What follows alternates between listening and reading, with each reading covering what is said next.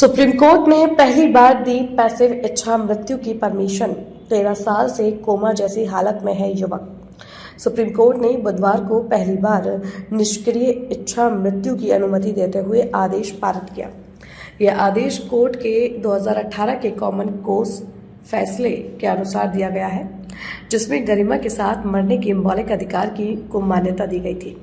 न्यायमूर्ति जेवी पारदीवाला और न्यायमूर्ति केवी विश्वनाथन की पीठ ने एक 32 वर्षीय व्यक्ति की जीवन रक्षक प्रणाली हटाने की अनुमति दी। यह व्यक्ति 13 वर्ष पहले एक इमारत से गिरने के बाद से स्थायी और अपरिवर्तनीय वेजिटेटिव अवस्था में था।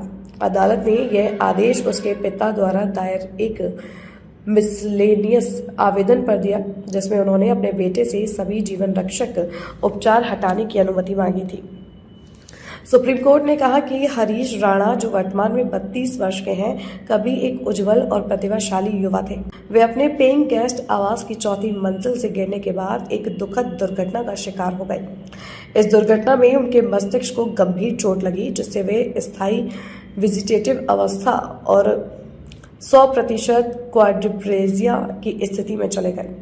पिछले 13 वर्षों में उनकी स्थिति में कोई सुधार नहीं हुआ है।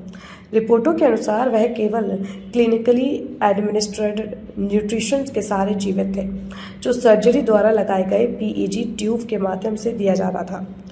अदालत ने कहा कि CAN भी एक चिकित्सीय उपचार है और इसे प्राथमिक और द्वितीयक मेडिकल बोर्ड के सर्वोत्तम निर्णय के आधार पर बंद किया जा सकता है। कोर्ट ने यह भी कहा कि उपचार जारी रखने से केवल उनकी जैविक जीवन प्रक्रिया ही बढ़ रही थी, लेकिन किसी भी प्रकार की चिकित्सीय सुधार नहीं हो रहा था।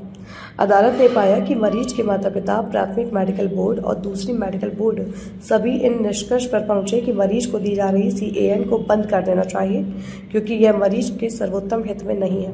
कोर्ट ने कहा कि जब दोनों मेडिकल बोर्ड जीवन रक्षक उपचार हटाने की अनुमति दे दें, तो सामान्यतः अदालत के हस्तक्षेप की आवश्यकता नहीं होती। हालांकि यह पहला मामला था, इसलिए अदालत ने स्वयं इस पर आदेश पारित करना उचित समझा। अदालत ने यह भी कहा कि जीवन रक्षक प्रणाली को सम्मानजनक और गरिमापूर्ण तरीके से हटाया जाना चाहिए।